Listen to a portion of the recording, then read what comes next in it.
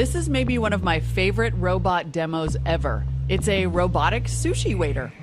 It's the creation of Silicon Valley startup Willow Garage. They're dreaming up how and why we'll use robots in the future. Up and over the flowers. That was so smart. It's really, I've been taking my digital dexterity for granted. Was it your goal to create that future where Rosie from the Jetsons is actually occurring? Well, our goal was to get robots out of factories, from behind the cages in factories where they could help people. Whether that's having a bot to shoot pool with, one that can fetch you a beer from the fridge, or my personal favorite, fold your laundry, what is it that makes this robot do amazing things? Well, it starts with how it sees the world. So this is the PR2's head, and there, you see a lot of sensors. There's a high-resolution video camera, a couple of stereo pairs. This is actually a projector that works with the stereo to give you better 3D images. Oh, really? And then the Kinect is actually doing something very similar. Uses infrared to project a texture in the world and then use that texture to also get 3D images.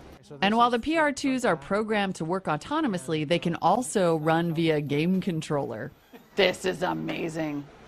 I want one. Look, it dances. There's a turbo button? There's a turbo button.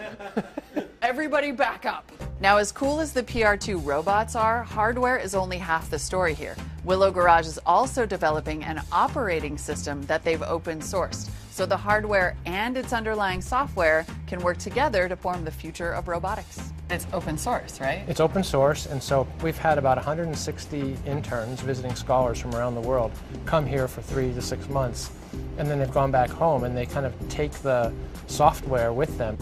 So they can program the robot to do things like clear a table, pick up a set of clean dishes, and then, yes, even attempt to serve me sushi. So delicate.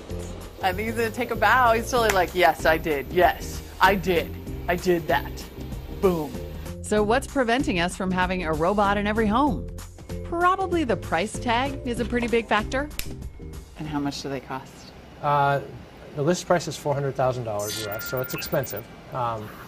Then, of course, there's the constant fear that robots will take over humankind, but Willow promised me otherwise. This robot is not going to take over the world. If you drop a 2x4 in front of it, it's done for. See, that's what I like to hear. I feel very reassured. And reassured that my place was now set for a bite of sushi. Bon appetit.